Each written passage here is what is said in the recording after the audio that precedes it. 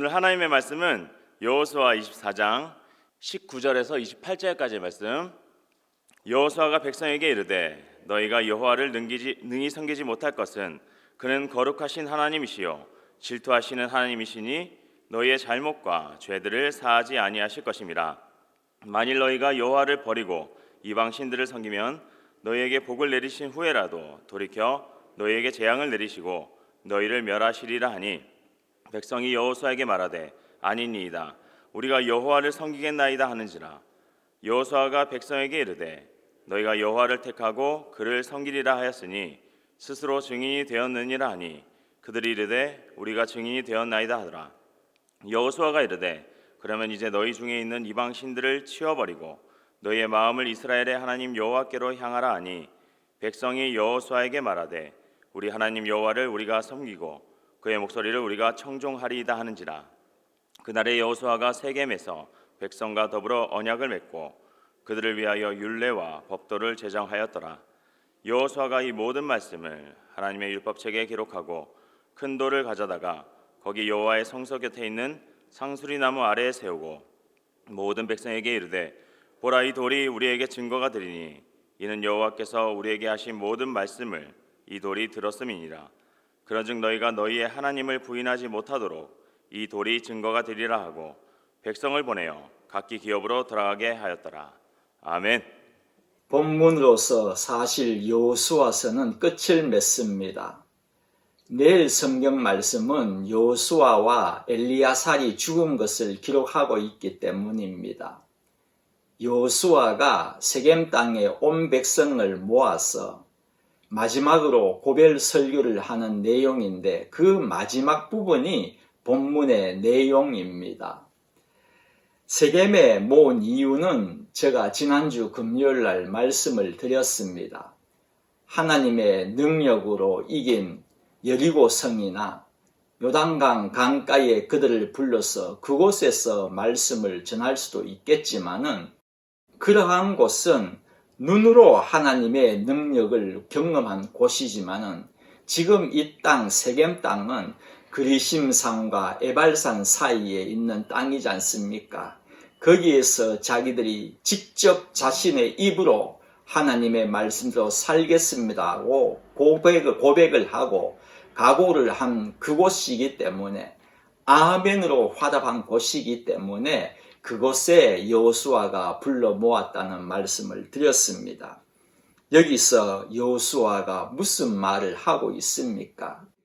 이방신을 치워버리라고 그렇게 말하고 있습니다. 본문 바로 앞에서도 사실 여호수아는 유명한 각오를 말하고 있습니다. 너희들은 강 건너 신을 섬기든지 오늘날 누구를 섬기든지 선택하라. 그러나 나와 내 집은 오직 여호와 하나님을 섬기겠다고 이렇게 말을 하는데 이 말을 보면은 얼른 들어보면은 너희들과 나는 상관이 없다. 너희들은 어떤 신을 섬겨도 나와 상관이 없지 않느냐. 그러나 나는 여호와를 섬기겠다고 그렇게 비칠 수 있는 말 같지만은 그러나 그것이 아닙니다. 왜냐하면은 여호수아가 누구입니까? 지금껏까지 인도한 영적 지도자이지 않습니까? 그러한 그가 너희들이 누굴 섬기든 나와 상관하지 않는다고 말하는 것은 어색하지 않습니까? 이상한 일입니다. 여호수아가 나와 내 집은 오직 여호와만을 섬기겠다고 한 이 말은 나는 여호와 하나님을 섬기겠다.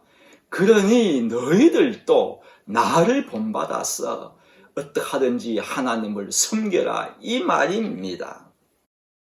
그런데 백성들은 왜 아직도 이방신을 가지고 있고 섬기고 있을까요? 저는 이 이방신의 문제를 가지고 정말 많은 시간을 내어서 곰곰이 생각을 해보았습니다. 그런데 도저히 답이 나오지를 않았습니다. 이 답을 찾기 위하여서 굉장히 노력했습니다만은 일반적으로 적혀있는 내용은 이러한 것이었습니다. 우상을 만드는 것은 철저히 자기 중심적인 자신의 필요를 채워줄 신을 찾는 것입니다. 자신의 욕망을 채워주고 성취하는 데 도움이 되는 신을 찾는 것입니다.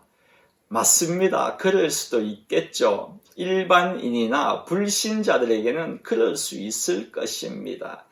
그런데 제가 이해가 되지 않는 것은 지금 이 이스라엘 백성은 상황이 전혀 다르기 때문입니다.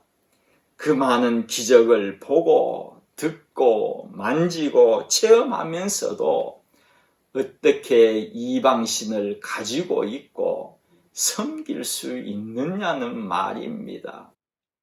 하나님이 행하신 역사를 손으로 만지게도 하셨습니다. 만나가 내리면은 자신의 손으로 거두어 드렸지 않습니까? 발로 걷게도 하셨습니다. 요단강을 마른 땅같이 건넜지 않습니까? 눈으로 보게도 하셨습니다. 와르르 성이 무너지는 것을 직접 자신의 눈으로 보아왔지 않습니까? 귀로 듣게도 하셨습니다. 홍해가 갈라진 것과 반석에서 물이 콸콸 쏟아졌다는 이러한 이야기를 1세대로부터 분명히 들어왔지 않습니까? 그뿐만이 아닙니다. 축복만이 아니라 하나님의 심판까지도 수없이 봐왔습니다. 땅이 갈라져서 사람을 생매장시키고서는 땅이 다시 합쳐버린 이러한 심판은 지금껏까지 본 적도 들은 적도 상상한 적도 있었겠습니까? 광야에서 생활은 온통 하나님의 능력을 체험하는 체험장이었는데 왜 아직도 이방신을 간직하고 섬기고 있느냐고요. 하나님께서 뭘 더 보여주셔야만 하는 것입니까? 이방신을 섬기면은 도대체 어떤 축복을 받기에 그를 섬기는 것입니까? 하나님이 주시는 축복보다 이방신이 주는 그 복이 더 좋기에 그를 섬기는 것 아니겠습니까? 그 축복이 무엇입니까 도대체? 성도 여러분 꼭 기억하십시오.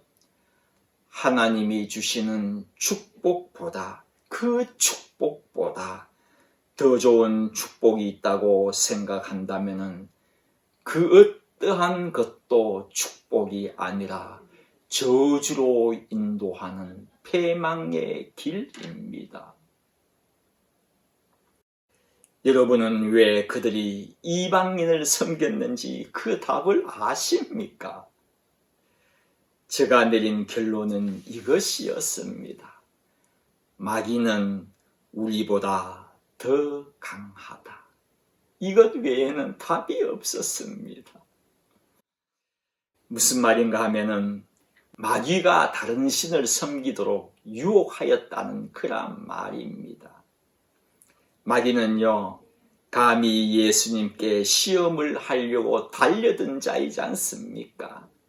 그만큼 강한 자를 우리가 어떻게 이길 수가 있겠습니까? 마귀가 예수님께 시험을 건 것은 그가 예수님을 이길 수 있다는 자신만만함을 가지고 덤벼든 것이 결코 아닙니다. 당연히 마귀도 주님을 이길 수 없다는 것을 압니다. 모를 리가 없습니다. 그러면은 왜 시험을 했겠습니까? 나는 지상에서 예수님께 감히 시험을 걸 수 있는 위치에 있다는 자라는 존재감을 드러낸 것입니다. 예수님께는 당연히 이길 수 없지만 세상의 모든 자보다는 위에 있는 존재라는 것을 선언한 것입니다. 세상의 인간 어느 누가 감히 하나님이신 예수님께 시험을 걸 수가 있겠습니까? 시험 건 자들은 주님을 인간으로 보고 인간으로 생각하고 시험을 건 것입니다. 하나님이라고 알고서는 아무도 시험 걸 수 없습니다. 그러나 마귀는 감히 하나님이심을 알고도 그렇게 한 것입니다. 인간과는 달리 능력이 있다는 것입니다. 세상의 왕인 마귀가 이스라엘 백성을 유혹할 땐 넘어가지 않는 자는 아무도 없습니다. 그렇다고 그들이 마귀의 유혹에 다 넘어가도 되는 것입니까? 아니지 않습니까? 우리가 마귀를 이길 수 있는 방법은 오직 하나입니다. 말씀입니다. 말씀으로 이기는 것입니다. 말씀은 하나님이시지 않습니까? 그러니 우리가 하나님의 도움으로 넉넉히 이길 수가 있는 것입니다. 여호수아가 이방신을 제하라고 하니 그들이 이렇게 대답을 하고 있습니다. 24절 말씀입니다. 백성이 여호수아에게 말하되 우리 하나님 여호와를 우리가 섬기고 그의 목소리를 우리가 청종하리이다 하는지라 이렇게 말을 하니 여호수아가 또 이러한 말을 합니다. 27절 말씀입니다. 모든 백성에게 이르되 보라 이 돌이 우리에게 증거가 되리니 이는 여호와께서 우리에게 하신 모든 말씀을 이 돌이 들었음이니라. 그런즉 너희가 너희의 하나님을 부인하지 못하도록 이 돌이 증거가 되리라 하고 여호수아에게 백성이 하나님만 섬기겠다는 약속을 이 돌이 들었으니 이 돌이 증거다 하면서 큰 돌 하나를 세운 것입니다. 이 장면을 생각하면 여호수아가 얼마나 그들의 마음이 변하지 말라고 하는 그 바람이 소원이 절로 우리의 가슴에 와닿지 않습니까? 세월의 흐름에 흔들리지 않고 굳건히 서 있는 돌과 같이 너희들 그 각오 절대로 변하지 말라는 그런 말입니다. 우리도 마찬가지입니다. 하나님을 섬기겠다는 각오는 변하지 않아야 하는데 그러면은 여러분들은 그 각오를 어디에 새기기를 원하십니까? 여러분도 돌에 새기기를 원하십니까? 큰 암벽에 새기기를 원하십니까? 그 암벽도요 보이지 않는 바람에 의하여서 풍화되어 버리고 비가 쏟아지면은 구멍도 나는 법이고 햇살에도 그 조직이 변하여서 금이 가고 깨어질 수가 있는 것입니다. 우리는요 돌만으로는 만족해서는 안 됩니다.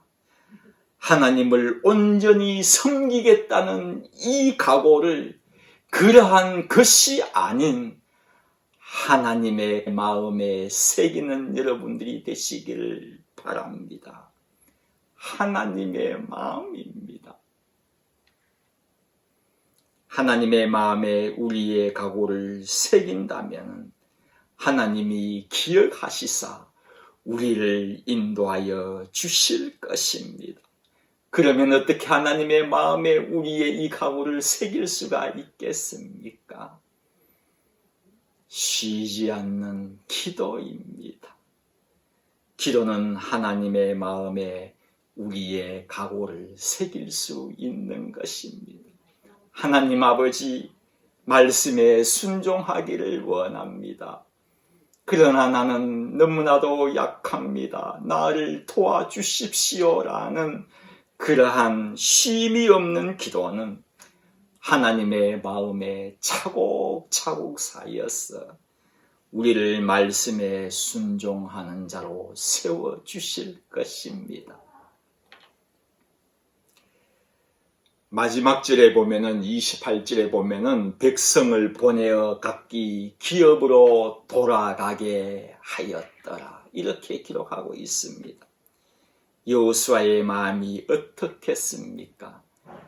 이제는 자신도 죽을 나이가 다 되었습니다. 그들이 하나님을 섬기겠다는 각오를 했으니 안도의 한숨을 쉬었겠습니까? 아닙니다. 여호수아는 압니다. 그렇게 그리심산과 에발산에서 땅이 갈라지듯이 아멘 하면서 각오를 하였지만은 또 하나님을 불순종할 것이라는 것을 여호수아는 잘 알고 있었다는 것입니다. 지금까지 각오와 불순종의 연속이었지 않습니까? 여호수아는 그러한 저들이 돌아가는 그 뒷모습을 보면서 불순종할 것이라는 것을 아는 그 여호수아, 얼마나 가슴이 미어졌겠습니까? 또 불순종할 것인데라는 생각을 할 때 가슴이 미어졌을 것입니다. 우리에게는요, 가슴이 미어지신 또 다른 한 분이 계십니다. 수제자도 도망을 가버렸습니다. 주님과 함께 죽으러 가자라고 그렇게 각오했던 도마도 사랑하였던 제자들 모두 다가 뿔뿔이 흩어졌어. 예수님으로부터 모두가 도망을 가버렸습니다. 그 도망가는 그 뒷모습을 보신 주님, 얼마나 가슴이 미어지셨겠습니까? 주님은 아무 생각 없이 그 무거운 십자가를 짊어지시고 골고다로 가신 것이 아니란 말입니다. 그 미어지는 마음과 함께 그 십자가를 지시고 가시니 얼마나 더 무겁겠습니까? 그러니 쓰러지고 또 쓰러지신 것입니다. 우리 주님은요, 그 통나무의 무거움 때문에 주저앉아 버리신 것이기도 하지만은 그보다도 더 무거운 것이 있었다는 것을 성도 여러분들은 알고 계십니까? 죽음에서 구원하시려는 그 사랑, 측량할 수 없는 그 사랑,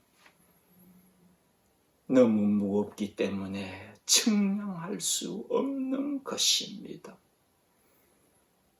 세상의 죄를 짊어지신 그 주님, 그 온 세상의 죄의 무게 얼마나 무거웠겠습니까?